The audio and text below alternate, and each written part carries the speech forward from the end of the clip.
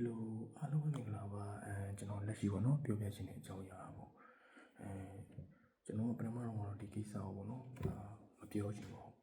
biểu bộ là mấy gì bộ cho nó cho nó biểu hiện này cho nhà đi cho nó lên sao nhà đủ nó vì cho nó lên sao nhà rồi cho nó hiện tại cho nhà đi cho nó share lên lối trên nào tôi thì bị ai lụi bài nhà cho nhà mình sử dụng cho nó các bạn này nghĩ nên bây giờ bị nó các bạn này nghĩ về cho nhà đi sử dụng em mình看mấy cái vậyဒါကျွန်တော်တို့အနေနဲ့ပြောဖို့ဆိုတာအကြောင်းအရာတွေပုံမှာပေါ့နော်ဒါခိုင်ခိုင်လုံလုံသိထားဖို့လိုပါတယ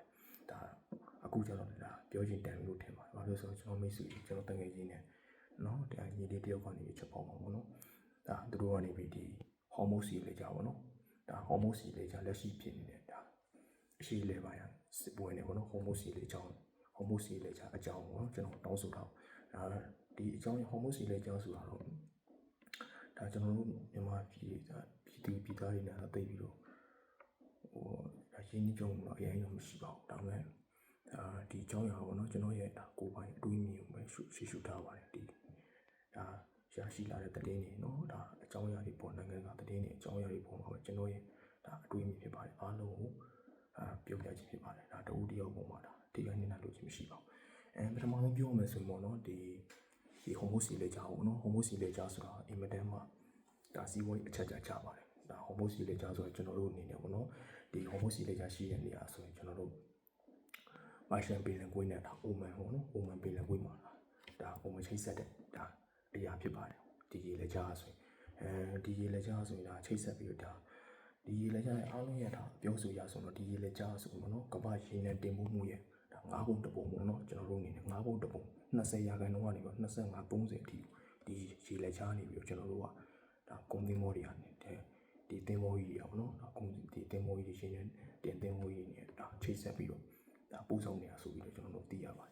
ဒီလက်ချားဆိုရင်ဒါကမ္ဘာရဲ့ပေါ့နော်ဒါကမ္ဘာစီးပွားရေးရဲ့ဒါအချက်ကြတဲ့အကြီးမားဆုံးနေရာတွေတစ်ခုဖြစ်ပါတယ်ဒါကမ္ဘာမှာဆိုရင်ဒါအရင်အချက်ကြတဲ့နေရာတစ်ခုဖြစ်ပြီးကျွန်တော်တို့ရဲ့ဒါနိုင်ငံစုံမှာပေါ့နော်နိုင်ငံစုံနေနဲ့ဖြတ်သန်းသွားလာနေကြီးလက်ချားတစ်ခုဖြစ်ပါတယ်ဒီမှာဆိုရင်ကျွန်တော်တို့ကဒီရေနံတွေပေါ့နော်အဓိကမှာယူတဲ့နိုင်ငံတွေကတော့ကျွန်တော်တို့ပြောမှဆိုရင်တော့ဒီရေနံပေါ့နော်ဒီမှာတကယ်မှာယူတဲ့နိုင်ငံတွေကျွန်တော်အာရှနိုင်ငံတွေအရှိတောင်အာရှနိုင်ငံတွေဟိုမှာအာရှရဲ့ထိပ်သီးနိုင်ငံတွေဖြစ်တဲ့နော်ကိုရီးယားတို့ဂျပန်တို့တရုတ်တို့နော်ပြီးရင်အရှိတောင်အာရှမှာဆိုလည်းဒါစင်ကာပူတို့မလေးရှားတို့ထိုင်းတို့ဗီယက်နမ်တို့မြန်မာအင်ဒိုနီးရှားတို့နော်ပြီးရင်လာအိုကမ္ဘောဒီးယားတို့ဒီလိုနိုင်ငံတွေကဆိုရင်ကျွန်တော်တို့ကဒီဟော်မိုးစီလေနော်ဟော်မိုးစီလေကြောင်းသုံးပြီးတော့ပဲဒါရေနံတွေကိုပေါ့နော်မာယူတင်သွင်းခံရတာဖြစ်ပါတယ်ဒီရေလက်ကြားဆိုရင်အရင်ရည်ကြည့်ပါတယ်ပြီးရင်ဒီရေလက်ကြားဆိုရင်ကျွန်တော်တဘာဝတောင်းငွေတို့နော်ကုန်စည်ပစ္စည်းတွေတို့နော်အရာမျိုးလည်းဒါတိတ်ပို့ဆောင်ပါတယ်ဥမာအနေနဲ့ပြောမှဆိုရင်တော့နော်ဒါကဘာမှာပေါ့နော်တဘာဝတောင်းငွေကိုအများဆုံးဒါတင်သွင်းနော်တင်သွင်းဖြန့်ဖြူးနေတာတော့ကာတာနိုင်ငံဖြစ်ပါတယ်ကာတာနိုင်ငံဆိုတော့ဒီဟော်မိုးစီလက်ကြားကိုဖြတ်ပြီးပေါ့နော်သူရတာတဘာဝတောင်းငွေကိုကျွန်တော်တို့အာရှနဲ့နော်အာရှတို့ဒါတခြားနေရာတွေကိုဒါတင်သွင်းဖြန့်ချီတွေရှိပါတယ်သူတို့ကကျွန်တော်ဒီဟော်မိုးစီလေကြောင်းအရင်အေးပါပါတယ်เนาะကျွန်တော်တို့ဒါပကတိအနေထားရเนาะဒါပကတိအနေထားမှာလည်းလား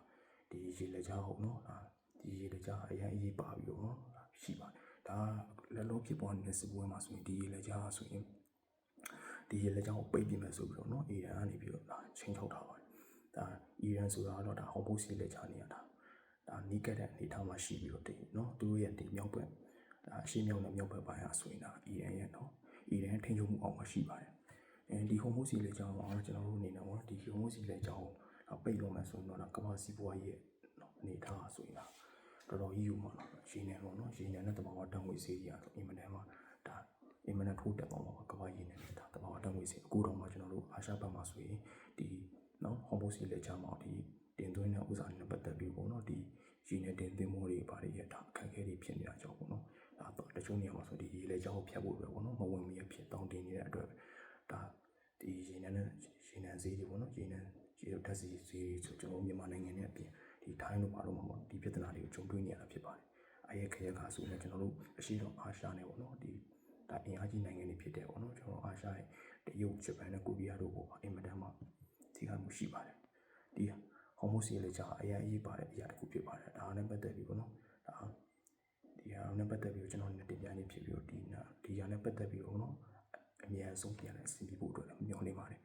ကျွန်တော်အနေနဲ့ပေါ့နော်ဒီ channel အကြောင်းအရာတွေတော့မပြောလို့ပါဘူးဒီ almost စီလေးကြာအရင်ရေးပါပြီးတော့နော်ကဘာရတာ